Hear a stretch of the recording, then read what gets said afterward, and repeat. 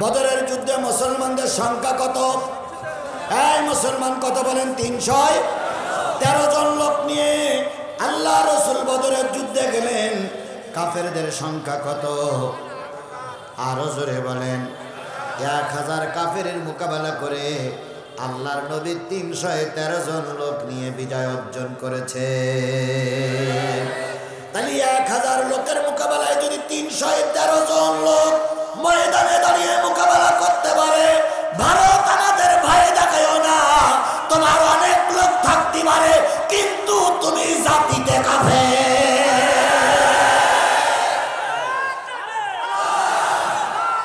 কথা বলেন, কথা বলেন।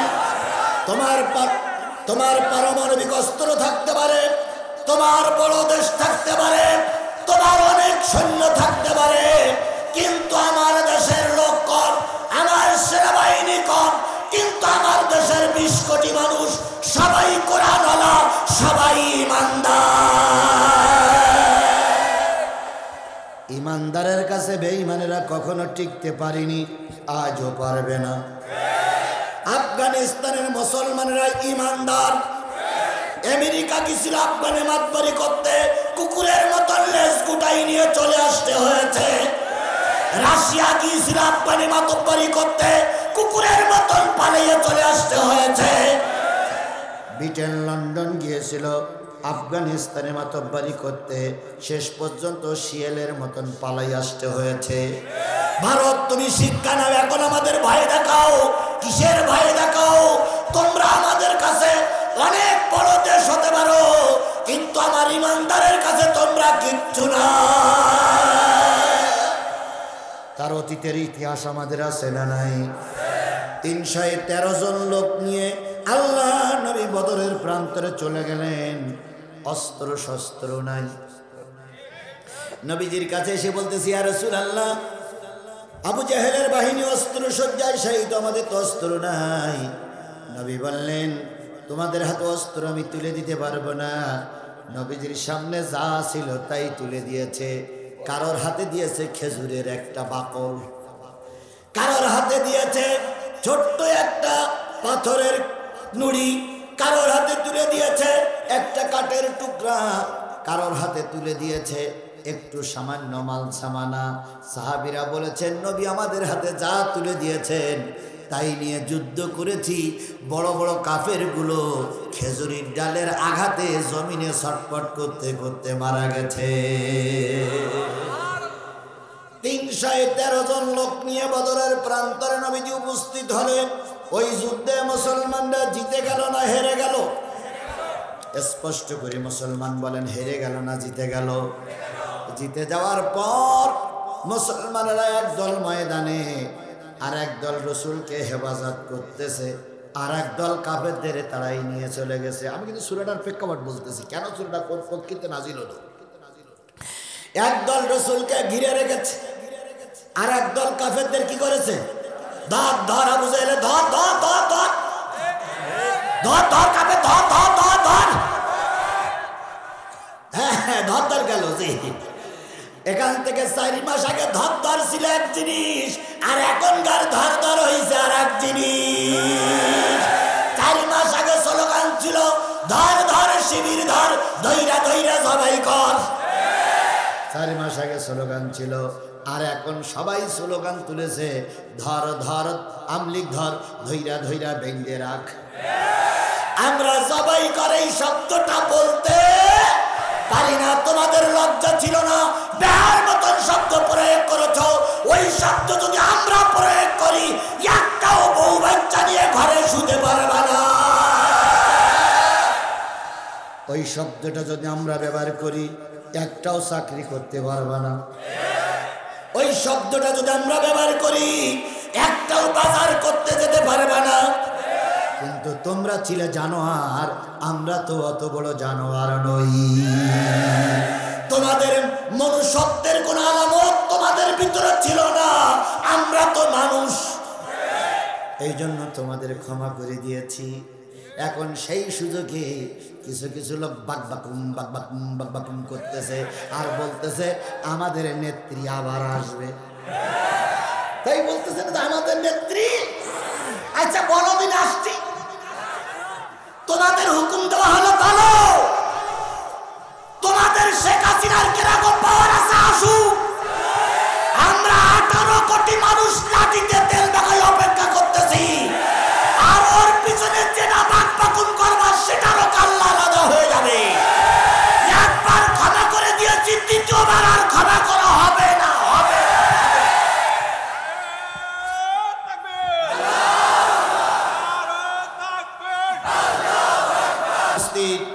দিনদার পরেশগার মুত্তাকি মুসলমান ভাই ও বন্ধুগণ, মঞ্চ ভূমিষ্ঠ বাংলাদেশ জাতীয়তাবাদী দল বিএনপির সকল শীর্ষস্থানীয় নেতৃবৃন্দ, থানা নেতৃবৃন্দ, বাংলাদেশ জামাত ইসলামী থানা নেতৃবৃন্দ এবং ইউনিয়ন নেতৃবৃন্দ, সম্মানিত মা ও বোনেরা, সকলকে নিয়ে আমি আবার সালাম বিনিময় করছি। আসসালামু আলাইকুম ওয়া রাহমাতুল্লাহি ওয়া বারাকাতুহু। আল্লাহ পাকের দরবারে লক্ষ কোটি শুকরিয়া, যিনি আমাদেরকে আজকের এই কোরআনের মাহফিল পর্যন্ত আসার তৌফিক দান করেছেন। কোরআনের মাহফিল আল্লাহ আপনাকে কবুল করেছেন, এজন্য খুশি না বেজার? সবাই মিলে বলুন তো খুশি না বেজার? বলুন তো কোরআনের চাইতে শ্রেষ্ঠ জিনিস আর পৃথিবীতে কিছু আছে? জোরে বলেন আছে? সুতরাং আল্লাহ হলো সবার রব, মুহাম্মদ সাল্লাল্লাহু আলাইহি সাল্লাম হলো মানব জগতের সর্বশ্রেষ্ঠ মানুষ। কথা বলেন ঠিক না বেঠিক?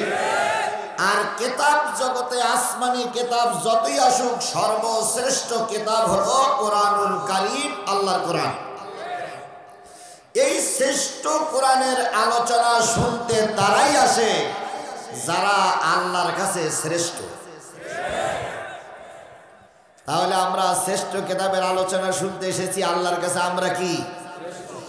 যে মানুষগুলো আশেপাশে ঘুরতেছে এরা মানুষ, কিন্তু শ্রেষ্ঠ মানুষ নয়।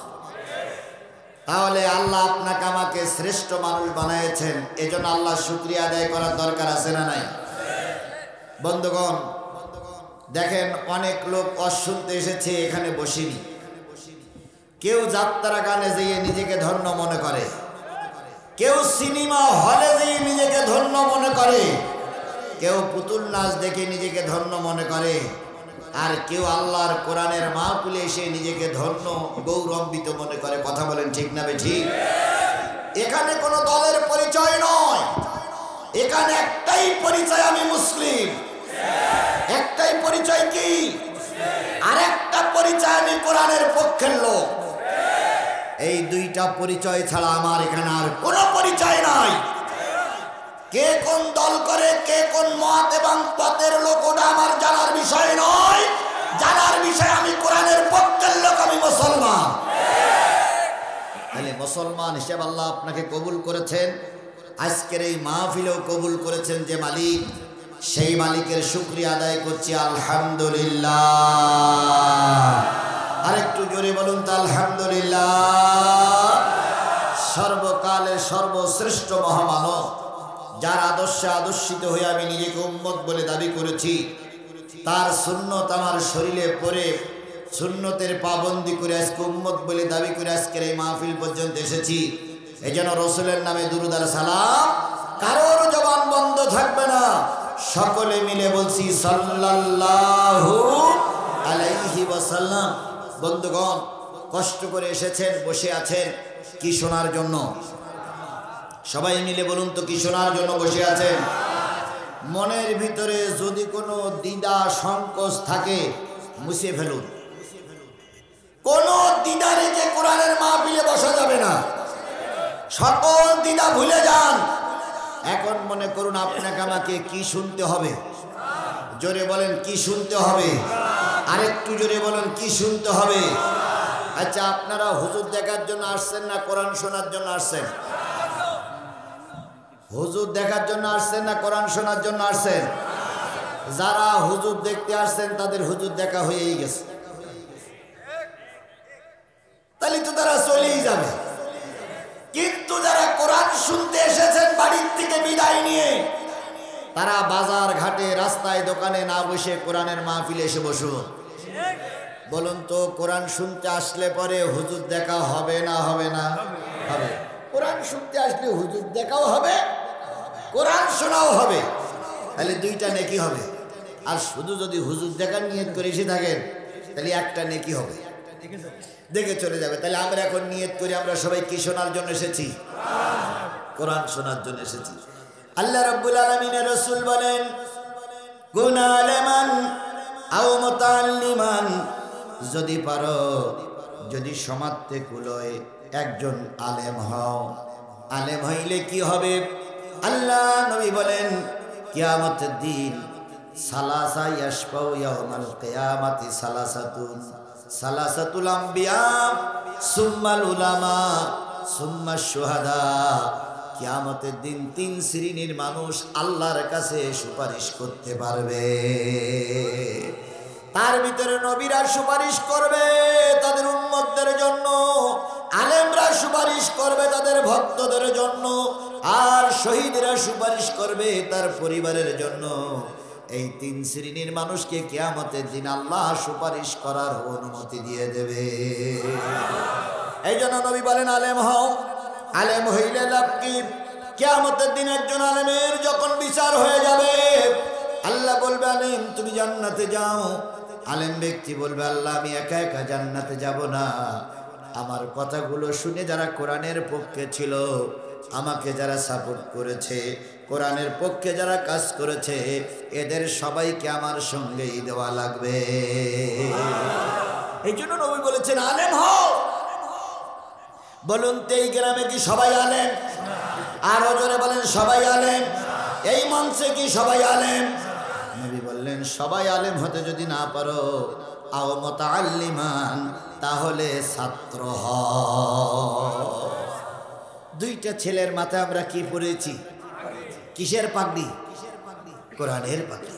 আচ্ছা বলুন তো, যদি এই ভৈরবে একটা মেডিকেল কলেজ হাসপাতাল তৈরি হয়, প্রতি বছর সেই মেডিকেল কলেজ থেকে কি বাহির হবে? ডাক্তার।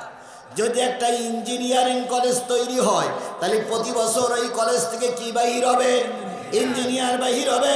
যদি একটা কৃষি বিশ্ববিদ্যালয় তৈরি হয়, তাহলে প্রতি বছর একজন কৃষি অফিসার বাহির হবে। কথা বলেন ঠিক না বে ঠিক? একটা কোরআনের মাদ্রাসা তৈরি করেছেন, এই মাদ্রাসাতে প্রতি বছর জান্নাতি মানুষ বাহির হচ্ছে। এর চাইতে বড় সৌভাগ্যবান ব্যক্তি আর এই সমাজে কেউ হতে পারে? আল্লাহ নবী বলেন, কোন একটা ছাত্র যদি গ্রামের ভিতর দিয়ে হেঁটে যায়, আল্লাহু আকবার, একটা কোরআনওয়ালা ছাত্র যদি গ্রামের ভিতর দিয়ে হেঁটে যায়, ওই গ্রামের ওই ছাত্রের কারণে গ্রামবাসীদের ঘরের আযাবগুলো আল্লাহ মাফ করে দেয়। আল্লাহ কবুল করুন। মাদ্রাসার জন্য কিছু হাদিয়া দেন। ও যা দিয়েছেন, আচ্ছা যা দিয়েছে আলহামদুলিল্লাহ। আচ্ছা দেখতেছি। বন্ধুগণ, এই কোরআন কিসে লেখা?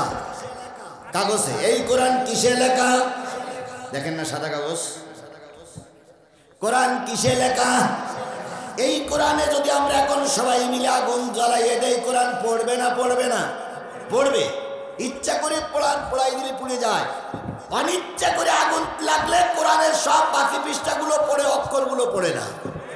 তাহলে ইচ্ছা করলে কোরআন আগুন লাগালে কোরআন পড়বে কি পড়বে না? এখন বর্তমানে আমেরিকার প্রেসিডেন্ট ভারত সহ সব ষড়যন্ত্র করে যদি সব কোরআনের কপিগুলো যদি পড়াইয়ে দেয়, আমরা নতুন কোরআন আবার তৈরি করতে পারবো কি পারবো না? কিভাবে পারবো? গোটা পৃথিবীতে 1 কোটি কোরআনের হাফেজ আছে। নবী বলেন, এরা কাগজে লেখা কোরআন, আর হাফেজগুলো হলো জীবন্ত কোরআন। সেই জীবন্ত কোরআন কয়টা বাহির হলো? আরো জোরে বলেন, কয়টা বাহির হলো? সৌভাগ্যবান এই ভৈরবের মানুষ, সৌভাগ্যবান ওই মানুষটি যে মানুষটি ওই হাফেজ সাহেবদের লজিং রেখেছিল। বড় সৌভাগ্যবান ওই হাফেজের বাবা, বড় সৌভাগ্যবান ওই হাফেজের মা, যে হাফেজের মা তার সন্তানকে পেটে ধারণ করেছিল। কিয়ামতের দিন মুসিবতের কালে হাফেজের মার, হাফেজের বাবার মাথায় সূর্যের চাইতে উজ্জ্বল মুকুট তাদের বাপ মার মাথায় পরানো হবে। তাহলে বলুন তো, এই হাফেজরা এই এলাকায় এই মাদ্রাসায় টিকে থাক, এটা কি আপনারা চান? সবাই চান। এই হাফেজের এই হেফজখানার শত্রু যারা, তারা একটু হাত তোলেন। ভাই দয়া করে কথা বললেন না, আমার কথা বলতে দাও। এই মাদ্রাসার হেফজখানার শত্রু যারা, তারা একটু হাত তোলেন। আল্লাহু আকবার। তাহলে আমরা সবাই ভালোবাসি না হেফজখানাকে? আচ্ছা, এই হেফজখানার আশপাশের লোকদের সঙ্গে আমার শত্রুতা থাকতে পারে, কিন্তু কোরআনের সঙ্গে তো আমার শত্রুতা নাই। কথা বলেন, কথা বলেন, কথা বলেন। হেফজখানার হাফেজ বড় হুজুরের সঙ্গে আমার দ্বন্দ্ব থাকতে পারে, কিন্তু কোরআনের সঙ্গে তো আমার দ্বন্দ্ব নাই। আমি চাই কোরআনের হেফজখানারা টিকে থাক। তাই আল্লাহ রসুল বলেছেন, যদি পারো আলেম হও, না হলে কি হও? ছাত্র হও। এবার সবাইকে ছাত্র হতে পারবে? আল্লাহ নেই বলেন, যদি সবাই ছাত্র হতে না পারো, আলেমেরা হাফেজেরা যে পথে চলে, যে কথা বলে, সেগুলো তোমরা মেনে চলো। এখন বলুন তো, আলেমদের কথা আমরা কি সবাই মেনে চলতে পারি? কিছু ভুল ভ্রান্তি হয়ে যাচ্ছে না আমাদের? এবার নবী বলেন, যদি না পারো আলেমদের সঙ্গে মহাব্বত রাখো, তাদের একটু দাওয়াত করে খাওয়াও, তাদের একটু খোঁজ খবর নাও। হেফজখানার ছাত্ররা যখন রাস্তা দিয়ে বাহির হবে, তখন তারে বুকের ভিতরে একটু জড়িয়ে ধরো। পারলে একটু বিস্কুট কিনে দাও, পারলে একটু চকলেট কিনে দাও। ওই ছেলেটা খুশি হয়ে মাদ্রাসায় যেয়ে পড়বে। ওই ছেলেটা যখন কিয়ামতের দিন মাপ পেয়ে যাবে, তুমিও আল্লাহর জান্নাতে চলে যাবে। এই চারটে কাজ না করে যদি পঞ্চম কোনো কাজে তুমি জড়িত হও, নবী আমার বলেন, তুমি ধ্বংস হয়ে যাবা, তুমি জাহান্নামী হয়ে যাবা। তাহলে এই হেফজখানারা টিকে থাক, এটা কি আমরা চাই? চাই, সবাই চাই। এখন চাইতে গেলে দুইটা কাজ করা লাগবে। কয়টা? এক নম্বর, হেফজখানায় ছাত্র দেওয়া লাগবে। হেফজখানাটা খুব ভালো করে সাজাইছেন, একটাও ছাত্র নেই। হেফজখানা টেকবে না বন্ধ হবে? মুসলমান কথা বলেন, টেকবে না বন্ধ হবে? বিরাট সুন্দর কায়দা করে একটা গরু রাখার ঘর করেছেন, একটাও গরু নাই। তাহলে ওই ঘর কি রাখা যাবে না, ভেঙে ফেলতে হবে? হেফজখানা তৈরি করেছেন, ছাত্র নাই, তাহলে এই হেফজখানা টিকে থাকবে? তাহলে এই হেফজখানা টিকে রাখতে গেলে আগে দিতে হবে কি? ছাত্র। দুই নম্বর, এই হেফজখানা টিকে রাখতে গেলে কিছু হুজুর থাকবে, ছাত্র থাকবে, থাকার জায়গা লাগবে, বসার জায়গা লাগবে। এই জন্য কিছু অর্থ দিতে হবে। এই অর্থ দিয়ে আর ছাত্র দিয়ে যদি আমরা সাহায্য করতে পারি, আমি আল্লাহর কোরআনের নামে কসম করে বলতে পারি, কিয়ামত পর্যন্ত এই হেফজখানা বন্ধ হবে না। এখন আমাদের দেশের কিছু লোক আছে বিরাট দরদি, একটা টাকাও দেবে না, কিন্তু কান্তি কান্তি এক বোতল পানি বের করতে পারে। আজকে মাহফিল শেষ করে যেই বলবে, আল্লাহ এবছর 2টি হাফেজ সাহেব বাহির হলো, আগামী বছর 4টি হাফেজ সাহেব যেন বাহির হয়, হেফজখানা যেন কিয়ামত পর্যন্ত টিকে থাকে। কান্তি কান্তি এক বোতল পানি হয়ে গেছে। আজকে পকেটে টাকা আছে, একটা টাকাও হেফজখানায় দিল না। ও কি হেফজখানার পক্ষে না বিপক্ষে? এই হেফজখানার পক্ষে না বিপক্ষে? আবার একটা লোক মোটেও কান্নাকাটি করি নাই, কিন্তু সে নিয়ত করেছে একটা ছেলের জায়গির রাখবে, আর নিয়ত করে যে কয়টা টাকা ছিল তার কিছু টাকা মাদ্রাসায় দিয়ে গেছে। বলুন তো, জায়গির রাখার নিয়ত করলো আর হেফজখানায় টাকা দিল, এ কি হেফজখানার পক্ষে না বিপক্ষে? পক্ষে। এখন আপনারা পক্ষে আছেন, কারা কারা একটু হাত তোলেন। আমি হেফজখানার পক্ষে। কারা কারা হেফজখানার পক্ষে? দেখেন, যে লোকগুলো হাত তুলিনি এই লোকগুলো হেফজখানার বিপক্ষে। দেখেন দেখেন দেখেন, কারা কারা হাত তুলিনি দেখেন, খেয়াল করেন, পাশে আছে দেখেন হাত তুলিনি। এই হেফজখানার শত্রু, এ চাই কোরআন বন্ধ হয়ে যাক, এ নিশ্চয়ই ও আগের দলের লোক। কারণ আগে যারা সরকারে ছিল তারা এই হেফজখানা চায়নি। কথা বলেন, ঠিক না বেঠিক? আগে যারা সরকারে ছিল তারা কোরআনের মাহফিল চায়নি। আগে যারা সরকারে ছিল তারা আরাম আমাদের চায়নি। সুতরাং আজকে যারা হাত তুলতেছে না, ও আগের আমলের দালাল। মাশাআল্লাহ।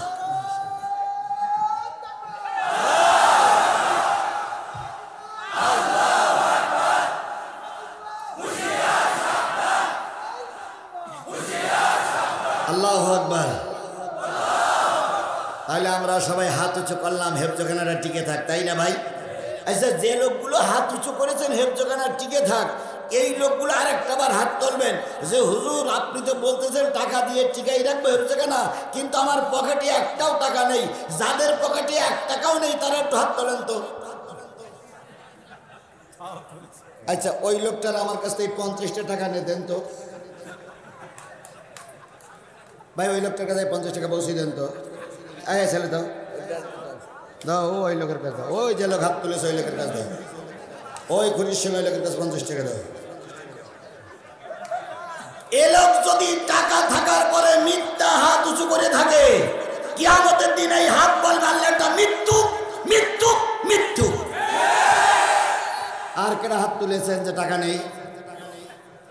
আর কেডা হাত তুলেছেন? ওই একটা লোক, ওই একটা লোকের টাকা দেন তো। ও না, ওই যে একটা লোক হাত তুলিনি। এই ছেলে ওর কাছে দাও তো, ওই টাকাটা ওর কাছে, ওই ছেলেটার কাছে দাও, ওই ছেলেটার কাছে দেন, এই ছেলেটা দাও তো। এবার আর কার কাছে টাকা নেই? এই টাকাটা কিন্তু আমি ওরে দান করিনি বলো, আমি ওরে দিছি ওর হাত দিয়ে ওই 50টা টাকা আবার কোরআনের জন্য দান করার জন্য। আমি কিন্তু ওর এই বাড়ি নিয়ে যাওয়ার জন্য টাকা দেয়নি বলো। যেহেতু সবাই দান করবে, ও দান করতে পারতেছে না, ওর কাছে টাকা নাই, তাই আমি ওর সহযোগিতা করলাম। ও হয় আমার দেবে নাই না দেবে, তবুও যেন কোরআনের মাহফিল থেকে বঞ্চিত না হয়, এই জন্য আমি ওর একটু সহযোগিতা করেছি, এই ভাইরা সহযোগিতা করেছি। এইবার আপনার কাছে 2 টাকা থাক, 10 টাকা থাক, 50 টাকা থাক, 100 টাকা থাক, 200 টাকা থাক, আছে না? কার কার কাছে টাকা আছে? এবার হাত তোলেন তো, কার কার কাছে টাকা আছে? মাশাআল্লাহ। এই ভাই, এই ভাই বস, ওখানে বস, ওখানে বস। সবার কাছে টাকা আছে না? এইবার এই টাকাগুলো, এই হাতগুলো সব পকেটে ঢুকান, যার যা দেওয়ার মতন আছে বের করেন। আমি কিন্তু ওই 2 ভাইকে দিছি শুধু ওরা দান করার জন্য। এবার বের করেন, সবাই বের করেন, আমি বের করেছি, বের করেন, বের করেন, সবাই বের করেন, সবাই বের করেন। এই এখন ব্যাগ যাবেন, এখন ব্যাগ যাবেন, এখন হেফজখানার জন্য আমার এই ব্যাগ এখন রাখো, ব্যাগ এখন রাখো। এই ছেলে বসো, আমাকে কাজ করতে দাও। এই হেফজখানার জন্য 20 টাকা, 50 টাকা, 100 টাকা, 200 টাকা, 500 টাকা, আমি ওই 2টা লোকরে 50, 100 টাকা দান করেছি। মানে হলো আপনাদের কাছে দাবি কত? সবার কাছে দাবি কত? এখন 50 টাকা যদি না থাকে, 20 টাকা আছে, সেই 20টা টাকা কারা কারা বের করেছেন? 10 টাকা কারা বের করেছেন? 50 টাকা কারা বের করেছেন? তারা একটু হাত তোলেন। এবার 2 টাকা থাকলে হাত তোলেন, 2 টাকা থাকলে হাত তোলেন, কারণ আপনি তো হাত তুলেছিলেন, আপনার কাছে টাকা আছে। এই টাকাগুলো সব হাতে করে রাখেন, সব হাতে করে রাখেন, সব হাতে করে রাখেন। বাস এইবার ছেলেরা, জি জি জি, এইবার ছেলেরা জি, মাশাআল্লাহ দেন 1510। এই দেন ভাই, আপনি টাকা দেন, দেন টাকা দেন। জি ভাই 100 দি দেন, দেন। এদিক এদিক এদিক এদিক আগে দেন, আলহামদুলিল্লাহ, যাই তাই দেন। আমি তো আপনার কাছে 10,000 চাইনি, আমি তো আপনার কাছে 50,000 চাইনি।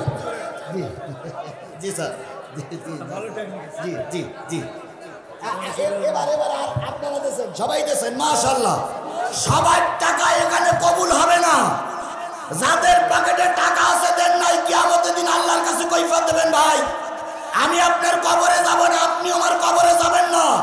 আজকে কোরআনের জন্য আপনি দান দিলেন না, এই টাকা কিয়ামতের দিন আপনার বিরুদ্ধে আল্লাহর কাছে নালিশ করবে আল্লাহ। এ হলো ইবলিসের চামচা, পকেটে টাকা ছিল, 1টা টাকাও দেয়নি। দয়া করে সবাই দেন, সবাই দেন। মা বোনদের কাছে নিশ্চয়ই প্যাকেট চলে গেছে, মা বোনেরাও দিবেন। ভাই, প্রতিষ্ঠানের জন্য কাজ করতেই হয়, এখানে কাজ করাই লাগবে। প্রতিষ্ঠান, এই প্রতিষ্ঠান যদি টিকে না থাকে তাহলে হাফেজ তৈরি হবে না। প্রতিষ্ঠান টিকে না থাকলে কোরআন চালু থাকবে না। কথা বলেন ঠিক না ঠিক? এই জন্য প্রতিষ্ঠান টিকাই রাখার জন্য আমাকে না ও যারা চলে যাবে ওরা বললু যাবে, না বললু যাবে, তবে কোরআনের কোনো বন্ধু চলে যাবে না। আল্লাহ আমাদের কবুল করুক। যারা অন্তত আমার ওয়াজ শুনেছে তারা মনে করবে না যে চলে যাইতে হবে। তারা থাকবে। আল্লাহ সবাইকে কবুল করুক, আল্লাহ সবাইকে কবুল করুক, আল্লাহ সবাই দেবার তৌফিক দান করুক। মাশাআল্লাহ, আলহামদুলিল্লাহ। এবার একটা জোরে তাকবীর দিয়ে আমরা কোরআনের আলোচনা শুরু করি। ভাই, আমি কালেকশনটা করে কমিটির কাছে দিলাম, কমিটি খুশি হলো। এবার আমরা নির্দ্বিধায় সন্তুষ্ট চিত্তে নিতে পারবো ইনশাআল্লাহ। বলেন।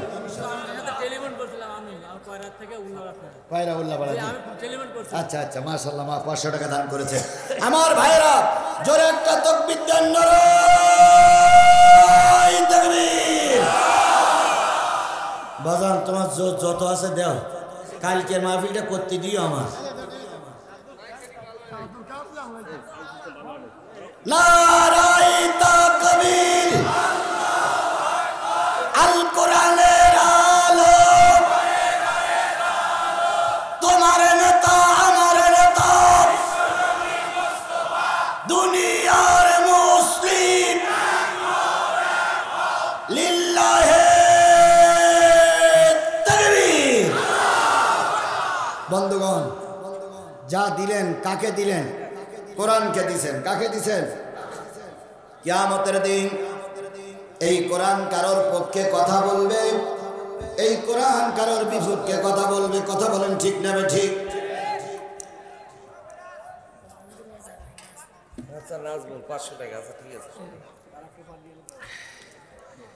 পানি আর চা দেন। বন্ধুগণ, এই কোরআন এমন একটা কিতাব, যে কিতাব কারোর পক্ষে সুপারিশ করবে, কারোর পক্ষে বিপক্ষে আল্লাহর কাছে নালিশ করবে। এমনটি যেন না হয় কোরআন আমার বিপক্ষে সুপারিশ করেছে, আমি জাহান্নামে গেছি। আল্লাহ পাক সকলকে কোরআনের পক্ষেই কবুল করুন। আমি আপনাদের খেদমতে আজকে সূরা আনফাল। কোন সূরা? এই মুসলমান কথা বলবেন বাঘের বাচ্চার মতন। কোন সূরা? সূরা আনফাল 9 নম্বর পারার 8 নম্বর সূরা, সূরাতুল আনফালের প্রাথমিক অবস্থার 2-3টা আয়াত তেলাওয়াত করেছি। তেলাওয়াতকৃত আয়াতগুলোর উপরে কথা বলবো। আনফাল শব্দের অর্থ হচ্ছে অতিরিক্ত। আনফাল শব্দের অর্থ কি? এই কথা বলেন, আনফাল শব্দের অর্থ কি? নফল শব্দের অর্থ কি? অতিরিক্ত। নফলের বহু বচন অধিক, অতিরিক্ত। কেন আনফাল নাম করা হলো? বদরের যুদ্ধে আল্লাহ রসুল কয় শত লোক নিয়ে বদরের যুদ্ধে গিয়েছিলেন? কথা কম, কথা কম। ভাই ভাই, এগুলো রেখে দেন, আমার এখানে ডিস্টার্ব করেন। আপনার পরে গোনাগনি করবেন, বেঁধে রেখে দেন, পরে নেন। জি জি, রেখে দেন, এক জায়গায় রেখে দেন। আমি চলে যাওয়ার পরে এখানে বসে পড়বেন। বদরের যুদ্ধে মুসলমানদের সংখ্যা কত? এই মুসলমান কত বলেন? 313 জন লোক নিয়ে আল্লাহ রসুল বদরের যুদ্ধে গেলেন। কাফেরদের সংখ্যা কত? আরো জোরে বলেন। 1000 কাফেরের মোকাবেলা করে আল্লাহর নবী 313 জন লোক নিয়ে বিজয় অর্জন করেছে। তাহলে 1000 লোকের মোকাবেলায় যদি 313 জন লোক ময়দানে দাঁড়িয়ে মোকাবেলা করতে পারে, ভারত আমাদের ভয় দেখায়ও না। তোমার অনেক লোক থাকতে পারে, কিন্তু তুমি জাতিতে কাফের।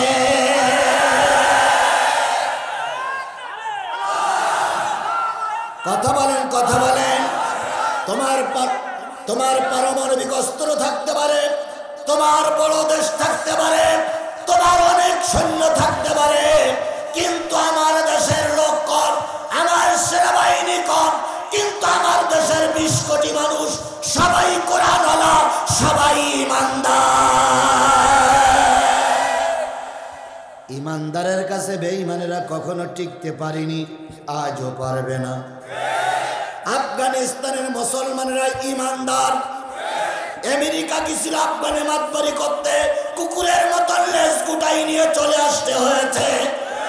রাশিয়া গিয়েছিল আফগানে মাতবরি করতে, কুকুরের মতন পালিয়ে চলে আসতে হয়েছে। ব্রিটেন, লন্ডন গিয়েছিল আফগানিস্তানে মাতব্বরি করতে, শেষ পর্যন্ত শিয়ালের মতন পালাই আসতে হয়েছে। ভারত, তুমি শিক্ষা নাও, এখন আমাদের ভয় দেখাও। কিসের ভয় দেখাও? তোমরা আমাদের কাছে অনেক বড় দেশ হতে পারো, কিন্তু আমার ইমানদারের কাছে তোমরা কিচ্ছু না। তার অতীত জিতের ইতিহাস আমাদের আছে না নাই? 313 জন লোক নিয়ে আল্লাহ নবী বদরের প্রান্তরে চলে গেলেন। অস্ত্র শস্ত্র নাই।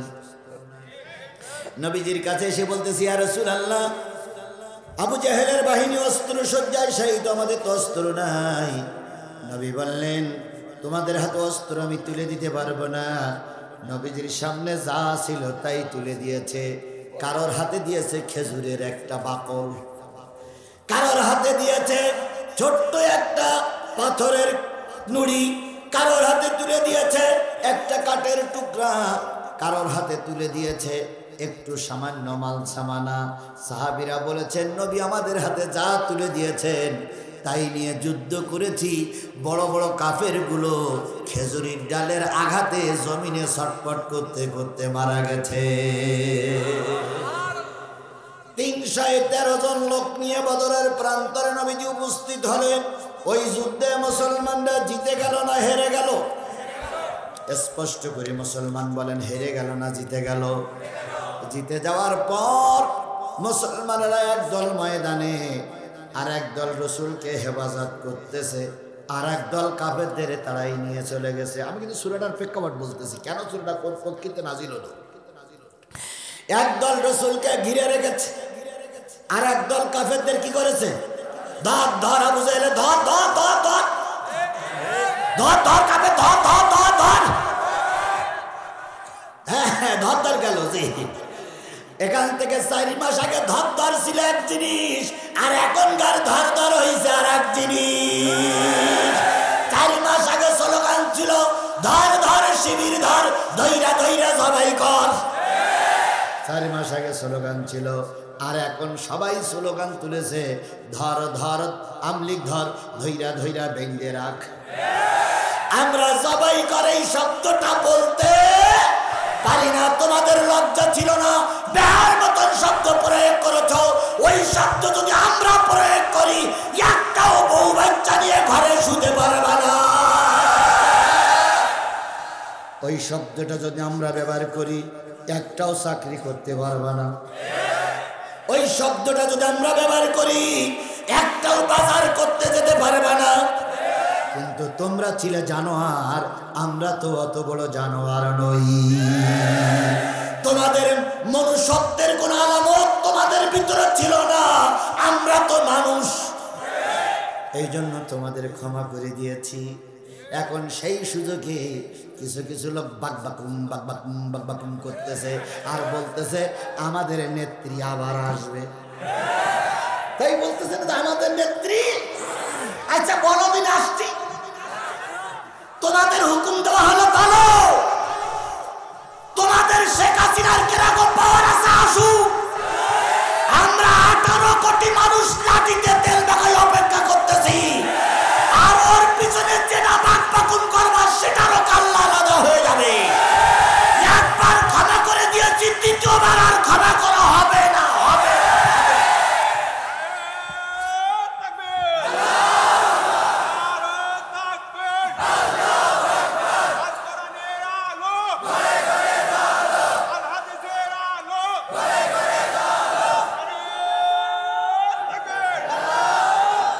আমার ভাইরা, চিন্তার কোনো কারণ নাই। এই উল্লাপাড়ায় অনেক মাহফিল তোমরাই আমার বন্ধ করে দিয়েছিলে। উল্লাপাড়ার অনেক স্টেজে আমি আসার পরে ফিরে যেতে হয়েছে। সেই দিন আজকে আছে? জোরে বলেন, সেই দিন কি আজকে আছে? সেদিন মঞ্চে বড় বড় শয়তান দলীয় নেতারা বসেছিল, তাদের সামনে আমি বাঘের বাচ্চার মতন কথা বলেছি। সেদিন ওদের ভাইয়ের মুখে তালা লাগাইনি, আর আজকে ডাইনে বামে পিছনে সামনে রাস্তায় মাদ্রাসায় পাঁচিলের উপরে সব জামাত বিএনপির নেতারা বসে আছে। এখন যদি কেউ কোরআন বন্ধ করার কথা বলে, চিপ্পাটা টেনে কুকুরি দিয়ে খাওয়ানো হবে।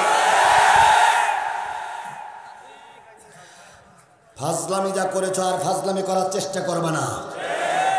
একবার ক্ষমা করে দিয়েছি, দ্বিতীয়বার আর ক্ষমা করা হবে না। কথা বলেন, কথা বলেন, কথা বলেন, কথা বলেন।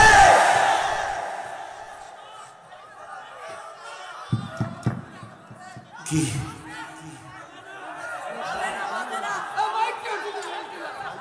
আমি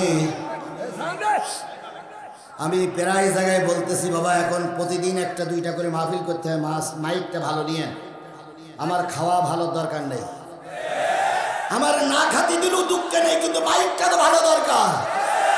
কারণ এবছর যা মাহফিলের চাপ, অতিরিক্ত চাপ, আজকে যদি গলা বসে যায় তাহলে আগামীকালকের যাদের খেদমত আছে তারা কষ্ট পাবে না ভাই। এই জন্য এখানে মাহফিলের অনেকে দায়িত্বশীলরা বসে আছেন। আমি আবারও বলছি, মাহফিল যারা নিয়েছেন তাদের সবচেয়ে ভালো মাইক সেটটাই নেবেন। আপনারা মাইক সেট বায়না করেছেন আইসক্রিম বিক্রি করা মাইক, তো ভালো কি হবে? যতদূর আছে ততদূর করতেছে, মাইকটা নেবেন ভালো। আল্লাহ আমাদের কবুল করুক। ভাই যতই চেষ্টা করি এসছি আর ভালো হবে না। এখন ওরাও কি কম চেষ্টা করতেছে? ওরা কি চাই যে খারাপ হোক? কিন্তু ওদের চেষ্টাই পর্যন্তই। এখন এই জন্য সবাইকে মেনে নিতে হবে। আজকে হয়তো কিছু কথা একটু শুনতে কষ্ট হচ্ছে, ওদেরও কাজ করতে দেন, আল্লাহ আমাদের পর রহমত করুন। আর আগামীতে যারা মাহফিলে দাওয়াত নিয়েছেন কিচ্ছু দরকার নেই, মাইকটা যেন ভালো হয়, আল্লাহ আমাদের কবুল করুন। আমার ভাইয়েরা, তাহলে যে জিনিসটা বোঝাতে চাচ্ছিলাম, বদরের যুদ্ধে মুসলমানদের সংখ্যা কত? আর একটু জোরে বলেন, মুসলমানদের সংখ্যা কত? ভারত এখন আমাদের জুজুর ভয় দেখায়, সীমানা বন্ধ করে দেব, ঝাল পেজ আষ্টি দেব না। ওদের এখন থরহরি কম্প লেগে গেছে। পাকিস্তানের কেবল দুটো জাহাজ বাংলাদেশে এসেছে, সেই ভয়ে ভারত এখন চিন্তা করতেছে মাল বিক্রি করার আর কোনো জায়গা নাই।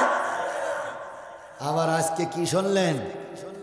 সকল ইসলামী দলের নেতৃবৃন্দ কোথায় সফর করেছে?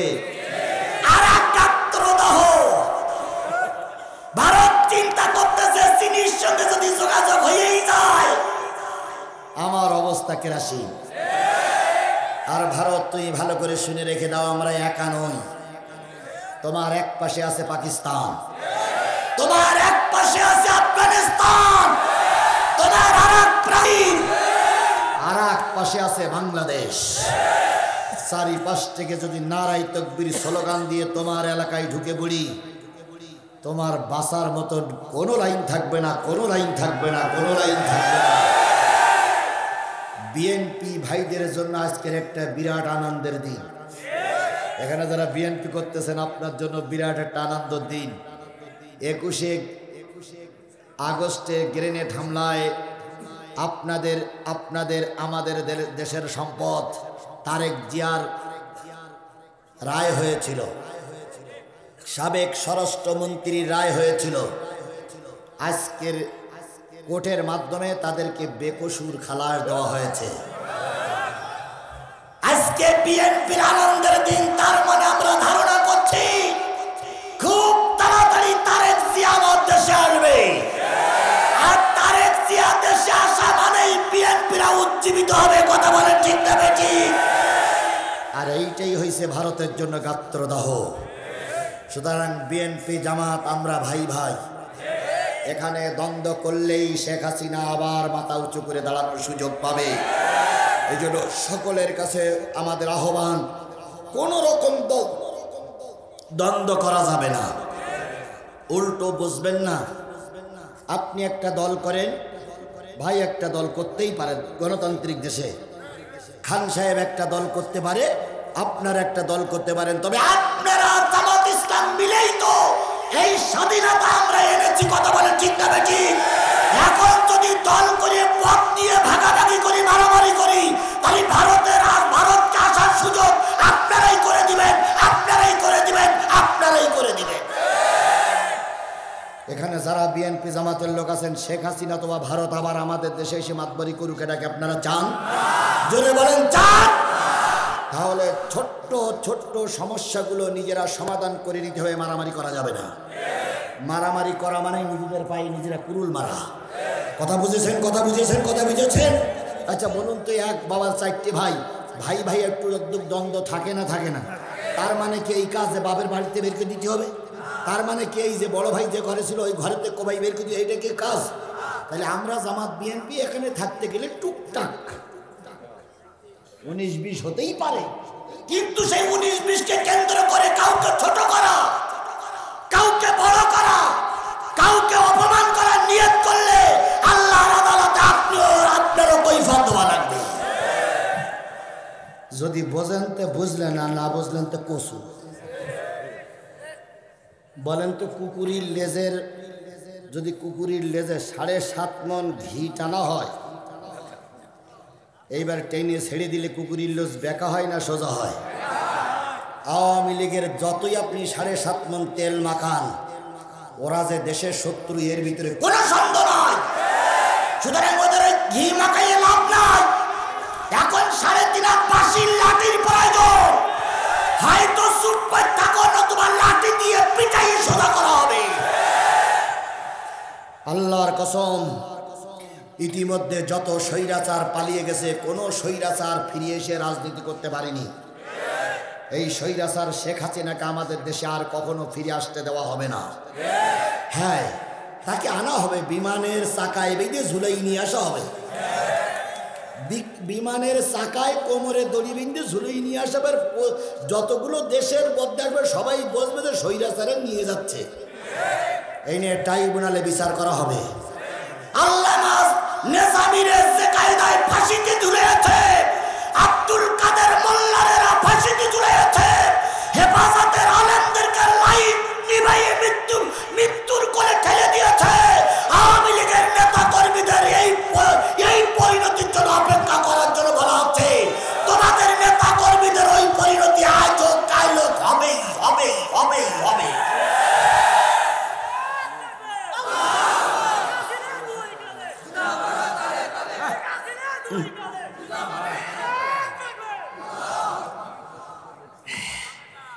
এগুলো আপনাদের মহাব্বতের কথা, কিন্তু এসব কথা না বলাই ভালো।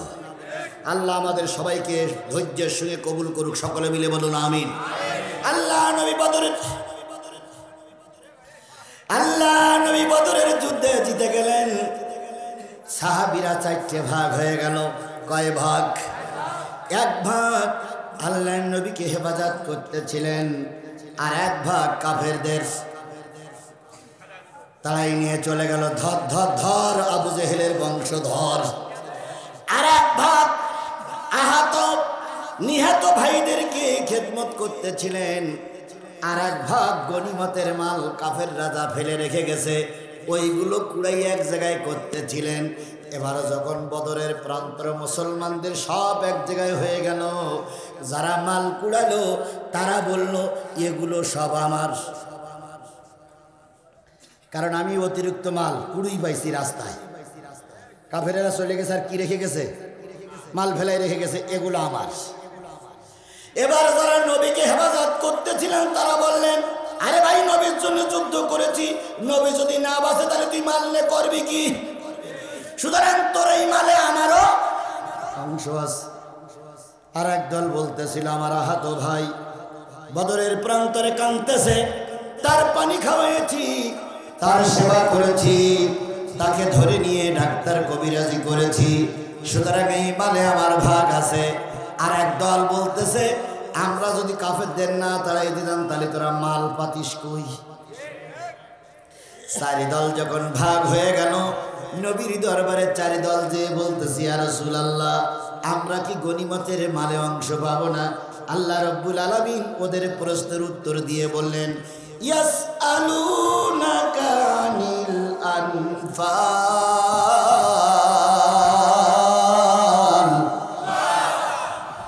কুলিল আনফালু লিল্লাহি ওয়ার রাসূল। কাফেরেরা যাইতে পারেনি আর ক্ষমতার দ্বন্দ্ব। দেখেন, শিক্ষা নেন। কাফেরেরা এখনো 10 কিলোমিটার যাইতে পারেনি, এখনো কেবল বদরের প্রান্তরে আছে তারা। আর তোরা গনিমতের মাল নিয়ে এখন টানাটানি শুরু করেছিস। আমরাও খেয়াল করতেছি, আওয়ামী লীগের দেশ থেকে পালিয়ে যাওয়ার আগেই বিএনপি ক্ষমতায় যাবে না জামাত ক্ষমতায় যাবে, তাই নিয়ে টানা পড়েন কিছুটা জায়গায় শুরু হয়েছে। না না না, এ টানা পড়েন করা যাবে না। আল্লাহ বলতেছে, ও নবী, তোমার কাছে প্রশ্ন করতেছি, গনিমতের মাল কারা পাবে, গনিমতের মাল কারা অংশদার, আপনি বলে দিন। ইয়াসআলুনাকা আনিল আনফাল, এই গনিমতের মাল সম্পর্কে আপনার প্রশ্ন করতেছে, আপনি বলে দিন এটা আল্লাহর এবং তার রাসূলের। এই যে গনিমতের মাল এক জায়গায় করেছি, এ সব অংশীদার কার? আচ্ছা, আল্লাহ যদি সাহায্য না করতো তাহলে এই গনিমতের মাল পাওয়া যেত? আর রসুল যদি নেতৃত্ব না দিত তাহলে এই গনিমতের মাল পাওয়া যেত? ভাই, আপনারা জামাতের, আপনারা বিএনপি এখন মনে করতেছেন আমাদের সম্পদ। আল্লাহর কসম, আপনার সম্পদ নয়, সম্পূর্ণটাই আল্লাহর রহমত।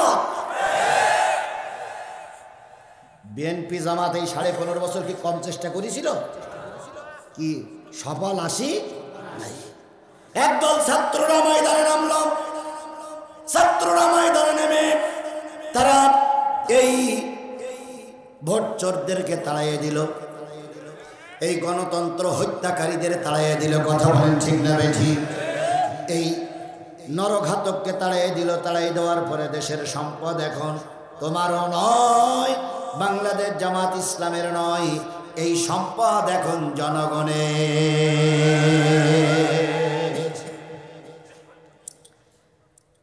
ফাত্তাকুল্লাহ, আল্লাহ বলতেছে আমারে ভয় করো। কাকে ভয় করো? আরো জোরে বলেন, কাকে ভয় করো? আওয়ামী লীগ সরকার ভোট চুরি করেছিল, এখন বিএনপি আর জামাত যদি ভোট চুরি করে তাহলে আওয়ামী লীগ আর বিএনপির ভিতরে, জামাতের ভিতরে পার্থক্য কি? আওয়ামী লীগ ওয়ালারা চাঁদাবাজি করত, এখন যদি জামাত বিএনপি ওয়ালারা চাঁদাবাজি করে তাহলে বুঝতে হবে এদের চাইতে ওরাই ভালো ছিল। সুতরাং চাঁদাবাজি করা, লোকের জায়গা দখল করা, লোকের বাড়ি ঘরদর দখল করা, এটা শরীয়তে জায়েজ নাই। তাই আল্লাহ বলতেছেন ফাত্তাকুল্লাহ, আল্লাহরে ভয় করো, আল্লাহরে ভয় করো। ওয়া আসলিহু যাতা বাইনিকুম, তোমাদের একে অপরের আমল সংশোধন করে নাও, একে অপরে ভাই ভাই হয়ে যাও। এই জায়গাটা কথা শোনা যাচ্ছে না? এই জায়গায় এখানে কথা শোনা যাচ্ছে না, এই জন্য এই জায়গার লোকগুলো উঠে যাচ্ছে। ভাই, এই লোকগুলো উঠে যাওয়ার মূল কারণ ওনারা শুনতে পাচ্ছে না। এই এখানে হরেন মোটে যাচ্ছে না, কারণটা কি? আল্লাহ, এত বড় একটা মাহফিল, মাইকের জন্যই সমস্যা হয়ে গেল রে ভাই। ও ভাই, যতটুক শোনা যায় ততটুক দয়া করে একটু বসুন। যদি মনে করেন ওখান তো শোনা যাচ্ছে না, এই পাশে আসুন। হ্যাঁ, এটাও বন্ধ হয়ে গেছে। পরপর তোমার ব্যাটারি কি চলতেছে? এ তো এই শব্দ শোনাই যাচ্ছে না, পরপর তো ডাউন হয়ে আসতেছে, লোক তো সব চলেই গেল।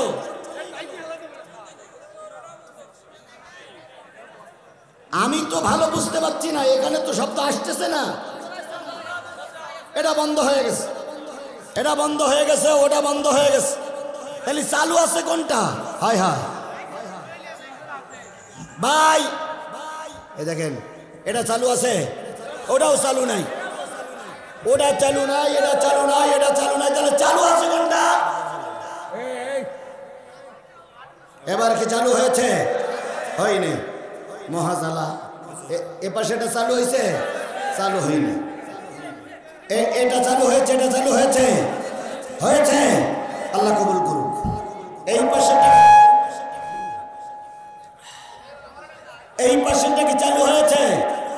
হয়নি, মহাজালা। বলেন তো ভাই, কি করি? কত আশ্চর্য পারা যায় বন্ধুগণ। আল্লাহর রাস্তে, আল্লাহে আল্লাহে আল্লাহে, একটু আল্লাহর রাস্তে একটু অপেক্ষা করুন ভাই। বলুন, হ্যাঁ, বক্স বন্ধ, আল্লাহ, এত বড় একটা মাহফিল, কত দূরের থেকে আসলাম, কষ্ট করে সব বন্ধ হয়ে গেল রে বাবা। ওই ওই বক্স কি বন্ধ? বক্স কি বন্ধ? এ বক্সও বন্ধ। আল্লাহ আল্লাহ আল্লাহ। ভাই, এই আজ শোনা না যাক, আমার রেখে যাবে, এটা নিয়ত করেন।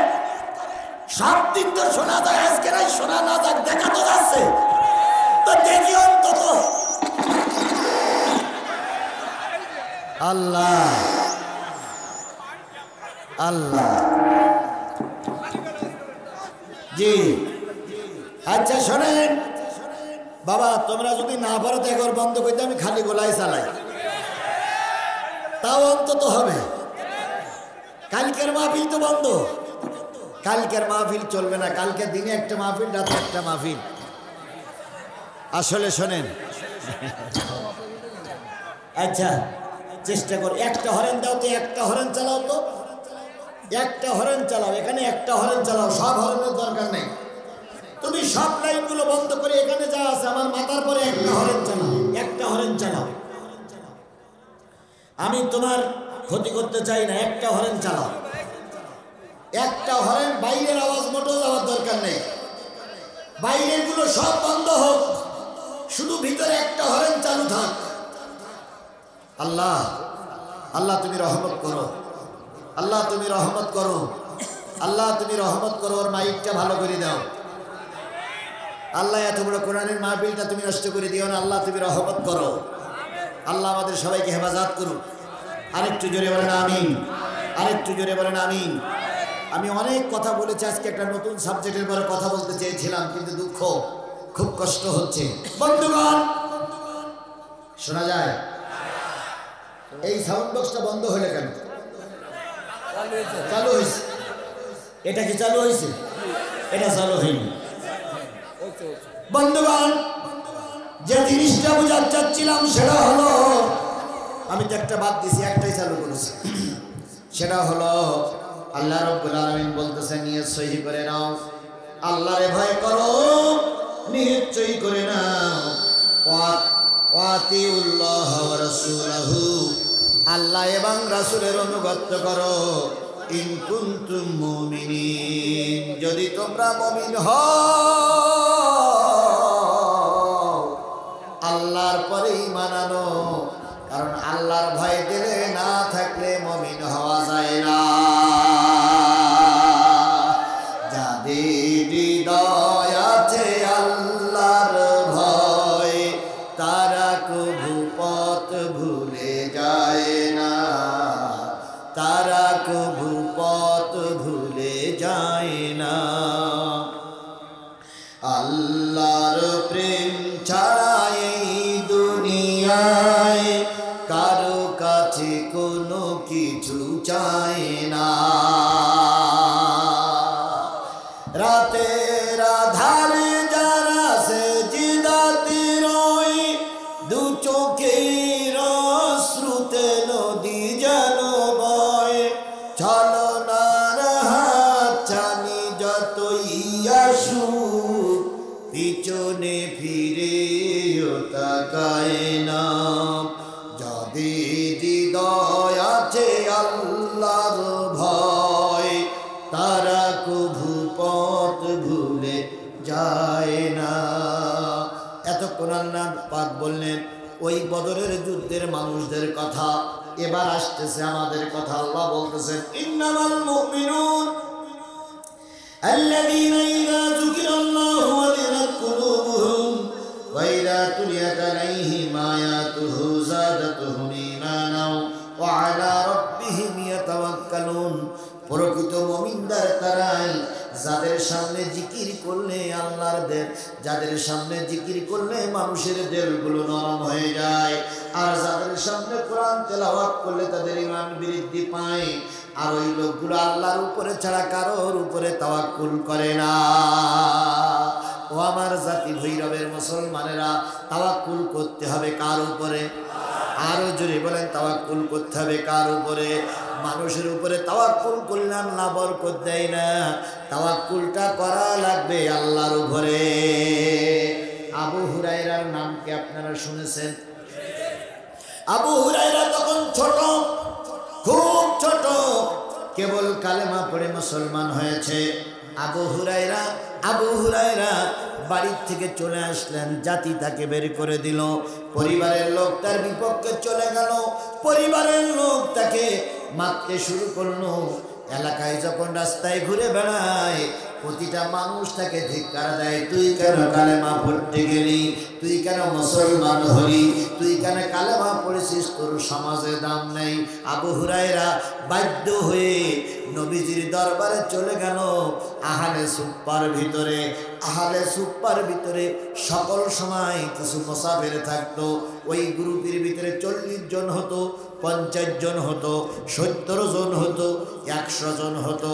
আহলে সুফফা বলে ওই লোকদেরকে যারা কালেমা পড়ার পরে পরিবার তাদেরকে তাড়িয়ে দিয়েছে। ছেলে কালেমা পড়েছে বাপ বিরোধী, বাপ কালেমা পড়েছে পরিবার বিরোধী, ভাই কালেমা পড়েছে ভাই বিরোধী। এইরকম লোকগুলো রসুলের মসজিদে এসে শুয়ে থাকতেন। মসজিদে শুয়ে থাকার পর সকাল সন্ধ্যা দুপুরে যদি কিছু হাদিয়া আসতো, এই হাদিয়া তারা ভাগ বটারা করে খেয়ে ফেলতো। এক লোকমা এক বাটি দুধ আসলে সবাই ভাগ করে খেয়ে ফেলতো। একটু খেজুর আর একটু পানি আসলে তারা সেগুলো ভাগ করে খেয়ে ফেলতো। এভাবে খাইতো আর সারাদিন মসজিদে নববীতে বসে থাকতো। এমন একটা সময় গেছে এক কাপড়ে সব কিছু হয়েছে, একটা কাপড় বুকের পরে বেঁধে রাখতো, ওটাই জামা, ওটাই লুঙ্গি, ওটাই পায়জামা। কি এবার কি শোনা যাচ্ছে? শোনা যাচ্ছে? অসুবিধা হচ্ছে কাদের? এদিকার লোক শুনতে পাচ্ছেন, তবে ভালো বুঝতে পারতেছেন। এটাই তো এখন কি করা, যতটুকু বুঝতে পারে এতটুকু একটু ধৈর্য ধরুন। আল্লাহ আপনাকে ধৈর্য দিলে পরকালে মুক্তি দেবে, পরকালে সম্মান বাড়িয়ে দেবে। আমার ভাইয়েরা এক কাপড়ে নামাজ পড়তেন, এক কাপড়ে ঘুমাতেন, এক কাপড়ে রাত দিন 24 ঘন্টা থাকতেন। যারা আয়না ঘরে গিয়েছিল তাদেরকে বছরের পর বছর একটা কাপড়ে থাকতে হয়েছে। কথা বলেন ঠিক না বেঠিক? আমি তার জ্বলন্ত প্রমাণ। আমাকে 5টা দিন ওরা আয়না ঘরের ভিতরে রেখেছিল। এই 5 দিনের ভিতরে কাপড় পরিবর্তন তো দূরের কথা, ওরা গোসল করতে দিত না। এরপরে যখন বলতাম ভাই একটু পেশাব করব, ওরা বালতি এনে দিত, বালতিতে পেশাব করো। বলতাম একটু টিস্যু দেন, ওনারা বলতেন টিস্যু আপনার জন্য হবে না। যখন বলতাম বাথরুমে যেতে হবে, পায়খানায় যেতে হবে, তখন ওরা পায়খানাটা দেখাই দিতেন। অনেক সময় পায়খানার ঘরের ভিতরে কোনো পানি থাকতো না, কাপড় দিয়ে মুছে আবার ওদের সঙ্গে আসতে হয়েছে। ঠিক এরকম নির্যাতন, এরকম অত্যাচার, এরকম কষ্ট অতীতের লোকদের হয়েছে। ওই আহলে সুফফার ভিতরেও ছিল। 3 দিন 4 দিন পর্যন্ত কোনো খাবার তাদের জুটত না। হঠাৎ করে 4 দিন পর একটা পেয়ালা একটু দুধ এসেছে। আবু হুরায়রা বর্ণনা করেন ওই দিন আমাদের সংখ্যা ছিল 40-এর উপরে। দুধ এসেছে কতটুকু? এক পেয়ালা। আবু হুরায়রা ছিলেন ছোট মানুষ। তিনি বলেন আমি দুধগুলো হাতে নিলাম, হাতে নিয়ে সর্বপ্রথম নবীর দরবারে গেলাম। নবীর দরবারে যেয়ে বলতেছি ইয়া রাসূলুল্লাহ 7 দিন পরে এক পেয়ালা দুধ এসেছে। আমার ধারণা ছিল নবী বলবে দুধগুলো তুমি সব খেয়ে ফেলো, কাউকে দেওয়া লাগবে না, কিন্তু নবী তা বললেন না। নবী বললেন আবু হুরায়রা তোমাদের সঙ্গে আহলে সুফফায় কয়জন লোক আছে? আবু হুরায়রা বলেন ইয়া রাসূলুল্লাহ সব মিলে 39 আর আপনি মিলে 40। তাহলে 40 জন লোক কয়দিন না খাওয়া? দুধ এসেছে কতটুক? এক পেয়ালা। নবীজি বললেন সবাইকে দাওয়াত করো। আবু হুরায়রা বলেন ইয়া রাসূলুল্লাহ দুধ কিন্তু এক পেয়ালা। নবীজি বললেন ওটাই তো দেখতে পাচ্ছি। আবু হুরায়রা বলেন ইয়া রাসূলুল্লাহ যদি অনুমতি দিতেন আপনাকে দিতাম, আর বাকিটুকু হয়তো আমি খাইতাম। নবী বললেন না না আবু হুরায়রা ওরাও ক্ষুধার্ত, তুমিও ক্ষুধার্ত, আমিও ক্ষুধার্ত। এতটুক যদি অতীতের মানুষরা বুঝতো, আল্লাহর কসম কারোর নামে 20টা মামলা, কারোর পরনের কাপড় ছিল না, আর কেউ কোটি টাকার মালিক হতে পারত না।